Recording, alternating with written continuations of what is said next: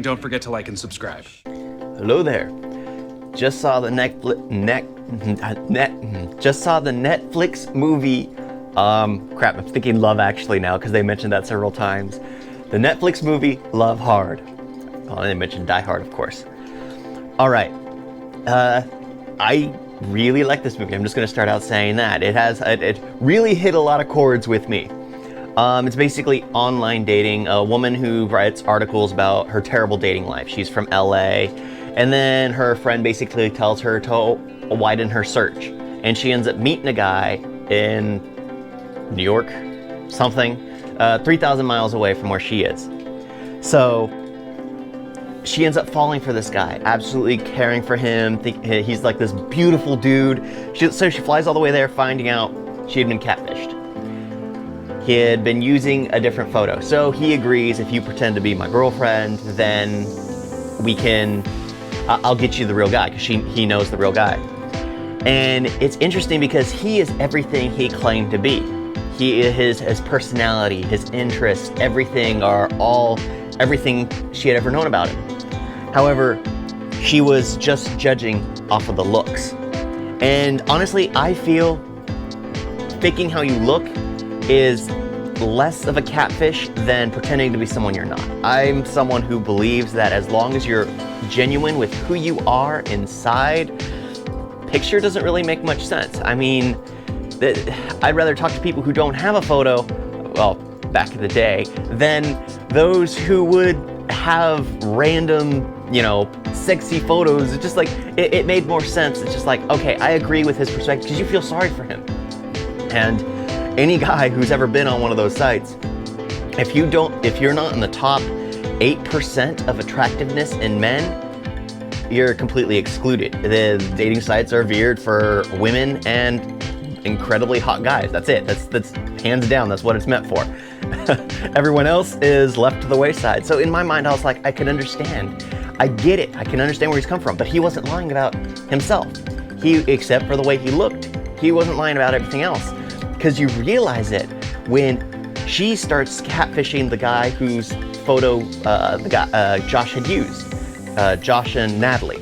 Natalie is the girl who was catfished, and Josh was the guy who was catfishing. So he used a real photo from a guy tag, and then he promised that he'd get her together with him. But in order to get with him, she had to pretend to be someone she wasn't. And in my mind, it's just like, yeah. Now that's why I always hated dating, because dating is people pretending to be someone they're not to get with someone they like, just to show them later down the road, normally when it's too late, that, oh yeah, I never really cared about this stuff. I just said it just because. Like, what was it in the How I Met Your Mother? The olives or pickles that he didn't eat just to, have something in relationship with Lily? I think that's her name? Yeah. So Marshall. Yeah, but it's just like one of those things that's like, it's better to just be true to who you are, which sadly Josh was. He just wasn't honest about the way he looked, because he wasn't comfortable with how he looked. And it's sad, knowing from experience how that can be. And it's just like, honestly, that'd be a good idea. That this movie is very positive for people who, as long as they don't lie about who they are inside, go ahead, use a different photo. Use a completely different photo. Just completely different. Make them fall in love with you, and then make them realize that if they don't love you, they are, narcissistic, or they only like, I have a friend who I need to recommend, I hope he's watching this review, I need to recommend to him that he uses a fake photo. He could be his genuine self, because that's fine, but a fake photo. And then he could basically use, it's just like, oh, you're very, crap, what's that word? Where you only like people who are attractive, where you only like, yeah, they claim to only like what's inside, but no. That's a flat out lie. Everyone knows that they care about looks. That's just it. Yeah, so I actually really did like this movie. It was funny, it was genuine, it was actually wholesome for the most part. There were a few parts just like, ugh. Yeah, Grandma was hilarious, for sure. Grandma was funny.